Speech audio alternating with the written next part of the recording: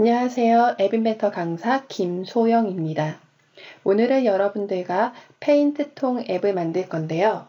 여러분들 그림판 그리기 프로그램 사용해 본 적 있죠?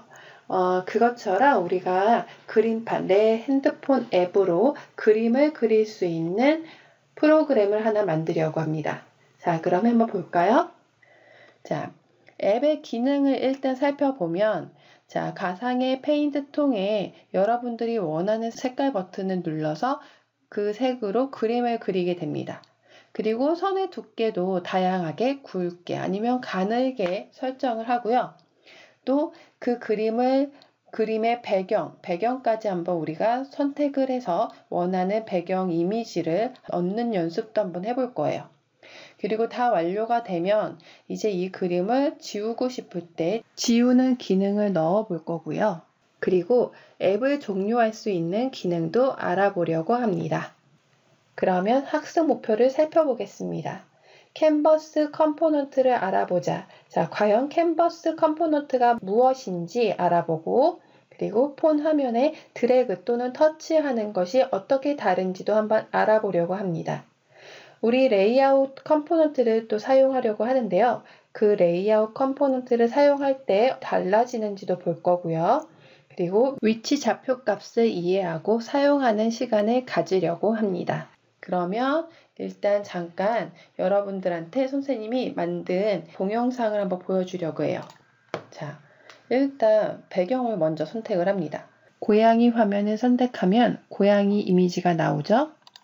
여러 색깔 버튼들이 있는데요. 해당 색깔 버튼을 누를 때마다 해당 색으로 바뀌어서 그림이 그려집니다. 저렇게 터치를 하면 점도 그려집니다. 그리고 화면을 다시 빈 화면으로 바꾸면 그림까지 지워지고 내가 그렸던 것까지 지워지죠. 자, 보라색으로도 선택도 해보고 굵게도 해보고 그 다음 지우기 버튼 누르면 그림이 지워지고 앱 종료를 버튼 누르면 앱이 종료되는 걸 확인할 수 있어요. 자, 그러면 앱 인벤터를 시작해 보겠습니다. 앱 인벤터 프로그램을 실행해서 앱 인벤터 코딩을 한번 해보겠습니다. 자, 메뉴바에서 프로젝트 클릭 그리고 새 프로젝트 시작하기 눌러주세요. 프로젝트 이름은 여러분들 페인트라고 하겠습니다.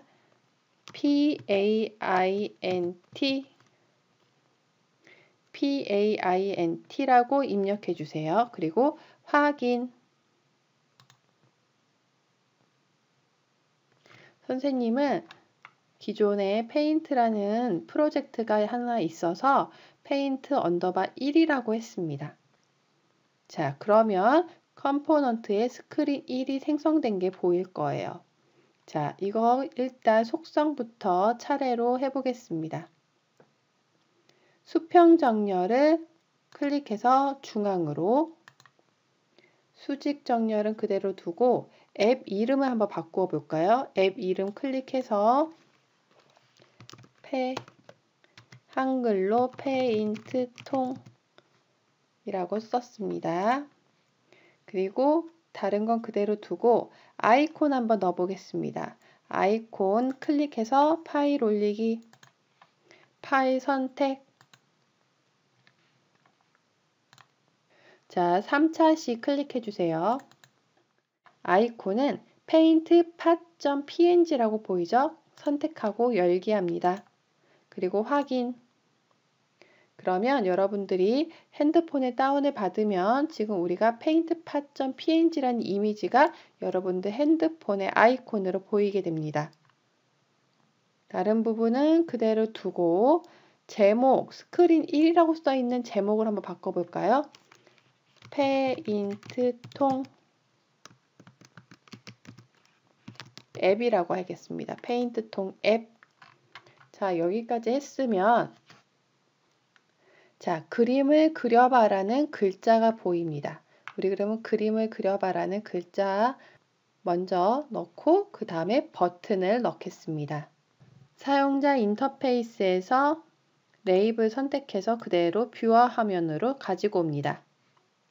자, 레이블의 속성 한번 바꾸어 볼게요. 배경색은 파란색으로 하고 글꼴은 20으로 합니다.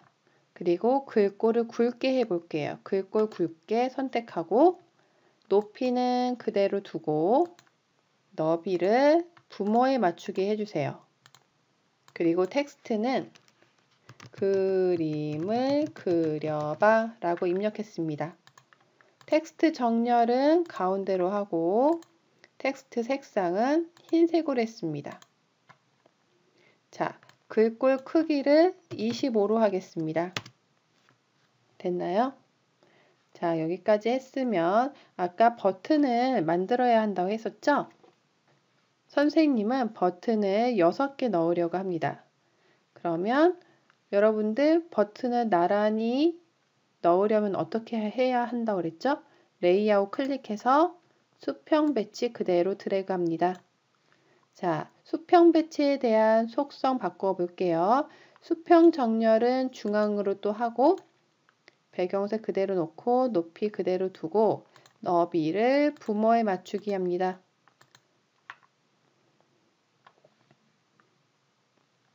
자, 지금 우리들이 레이블 1하고 수평 배치 하나를 만들었어요. 레이블 1에 대한 이름 한번 바꿔보겠습니다. 컴포넌트의 레이블 1 선택한 다음에 이름 바꾸기 버튼 클릭해 주세요. 클릭. 레이블, 새 이름은 레이블 언더바 안내라고 하겠습니다. 확인. 수평 배치는 그대로 두고요. 여기 수평 배치 1 안에다가 우리는 버튼을 6개 가지고 올 겁니다. 자, 팔레트의 사용자 인터페이스 클릭. 그리고 버튼 드래그해서 뷰어 화면으로 몇 개? 6개 가지고 옵니다. 2개, 3개. 그런데 6개를 가지고 와야 되는데 지금 버튼 3개만 넣었는데도 화면이 꽉 찼어요. 자, 버튼 1부터 속성을 한번 수정해 보겠습니다. 컴포넌트에서 버튼 1 선택, 그리고 속성 패널로 갑니다. 글꼴 굵게, 글꼴 크기는 17, 높이와 너비는 자동으로 하고요. 그리고 텍스트 입력창에 빨강이라고 입력하겠습니다. 배경색을 한번 바꿔볼까요? 배경색 클릭해서 빨강으로 선택하겠습니다.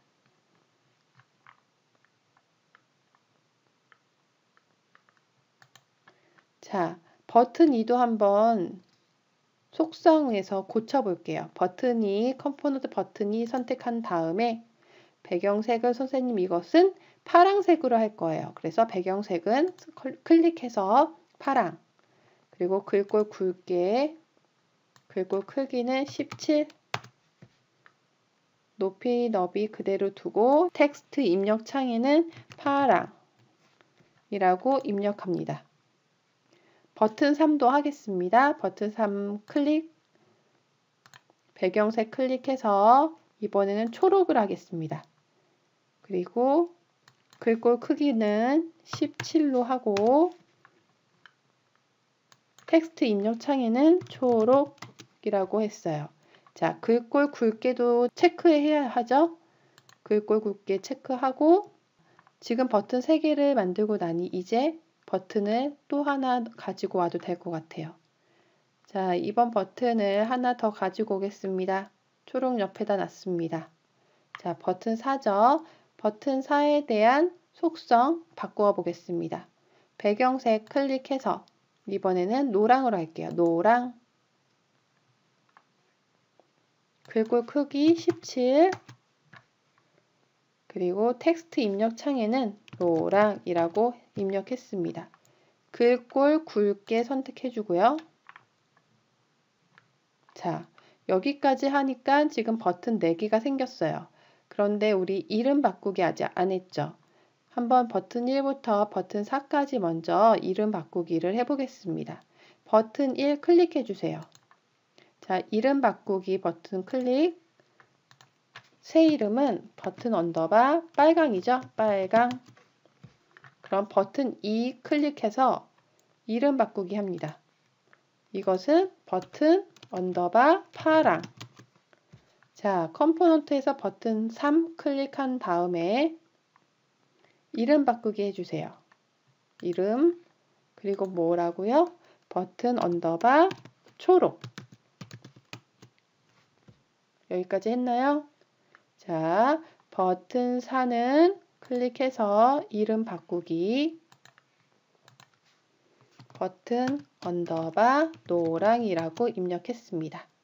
자, 그러면 여러분들 선생님 이거 한 것처럼 2개만 더 만들어 볼게요. 버튼 하나 더 가지고 오겠습니다. 자, 이것도 배경색 바꿔볼게요. 배경색 클릭해서 이번에는 자홍색이라고 써있는 색깔 선택합니다. 그리고 글꼴은 굵게, 글꼴 크기도 17로 해주세요. 그리고 높이, 너비 그대로 두고 텍스트 입력창에는 자홍이라고 쓰겠습니다. 텍스트 색상은 그대로 다 두고, 자, 이제 마지막 하나 더 가지고 올게요. 버튼 하나를 더 가지고 오면 글자 크기 때문에 하나가 부족한 부분이 있죠. 그럴 땐 여러분들 이 버튼의 각각의 버튼의 글꼴 크기를 조금씩 고쳐주면 나머지 하나도 더 들어갈 수 있거든요. 자, 일단 버튼 2에 대한 속성 먼저 바꿔놓고 그리고 글꼴 크기를 수정하겠습니다. 버튼 2 선택한 상태에서 배경색은 이번에는 회색으로 한번 해볼까요? 회색. 그리고 글꼴 굵게, 글꼴 크기는 17. 17로 하면 안 되죠, 여러분. 이거 14로 바꿔주세요. 14. 글꼴 크기는 다 14로 다시 수정을 할 겁니다. 그리고 이미지 너비 그대로 두고 텍스트 입력 창에는 회색이라고 입력해 주세요. 회색. 자, 여기까지 됐으면 일단 컴포넌트의 이름도 마저 바꾸겠습니다. 버튼 1 선택한 상태에서 이름 바꾸기. 새 이름은 버튼 1이 현재 자홍색이거든요. 버튼 언더바 자홍. 그리고 버튼 2라고 있는 건 회색이에요. 이름 바꾸기 선택한 다음에 버튼 언더바 회색. 확인.